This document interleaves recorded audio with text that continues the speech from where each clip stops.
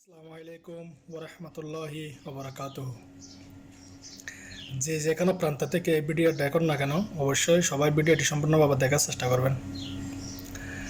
আসলে আমাদের দুনিয়াতে কিছু লোভ নেই। একটা লোভ হচ্ছে টাকা পয়সা, ধন দৌলত, চাকা সম্পত্তি, এগুলা। আসলে অনেকেও রিস্ক নিতে গিয়ে টাকা কামানোর জন্য কিন্তু তার সারা জীবনটাই ধ্বংস করে দেয়।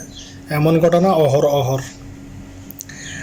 আমরা জানি লোভে পাপ, পাপে মৃত্যু।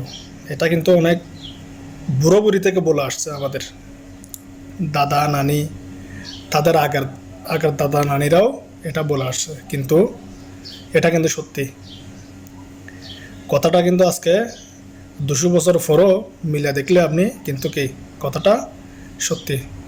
লোভ জিনিসটা অনেকটাই খারাপ। এটা আমি কি জন্য বলতেছি, এই প্রবাসের মাটিতে দুবাই থাকেন, কাতার থাকেন, সৌদি থাকেন, যে কোনো থাকেন না কেন, এই প্রবাসের মাটিতে সবাই 1 টাকা হোক 5 টাকা হোক টাকা তো ইনকাম করতেছেন। এই মাসে কম কামালো ওই মাসে একটু বেশি কামাইতেছেন, টাকা তো ইনকাম করতেছেন।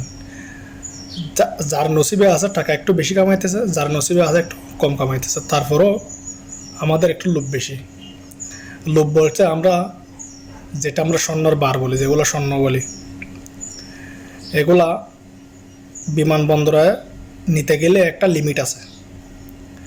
আমরা যখন লিমিট ক্রস করে যাই তখন আমাদেরকে ধরে ফেলে, বা লিমিট ক্রস করে একটা বেশি হলে বা ট্যাক্স দিয়ে সরাই দিয়ে বা চলে গেছেন বা যেরকম হোক না কেন আপনাকে ছাড়িয়ে দিয়েছে। কিন্তু তার চাইতে যদি 100 গুণ যদি বেশি হয়, 200-300 কোটি টাকার যদি সামান যদি হয়, তাইলে আপনাকে গ্রেপ্তার না করে কি করবে? আপনাকে এত সামানগুলা নেওয়ার জন্য অনুমতি কে দিছে? এই চোরা চক্র আপনার এখন সামানও গেছে, আপনার জীবনও গেছে।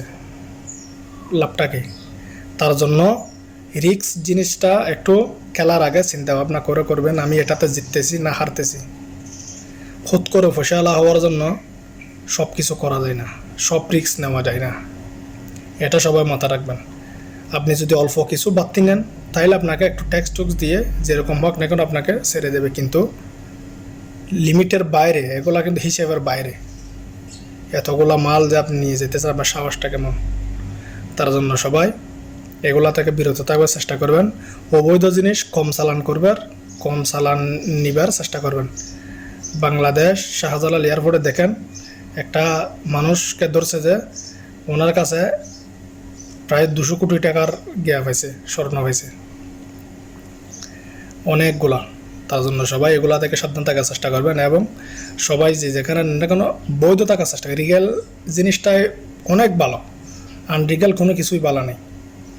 নসিবে টাকা পয়সা থাকলে কামাবেন, আল্লাহ দিলে না দিলে নেই। এই রিস্কগুলো নিয়ে খেলবেন না। সবাই আশা করি আমার কথাটা বলছে, সবগুলো লিমিটের ভিতর থাকবেন। লিমিট বাইরে করে জীবনটা নষ্ট করবেন। আপনার মা বাবার কথা, বউ বলার কথা চিন্তা ভাবনা করে চলাফেরার চেষ্টা করবেন। আমার অনুরোধটা সব প্রবাসীদের কাছে রইল, এবং সবাইকে ধন্যবাদ এবং আসসালামু আলাইকুম।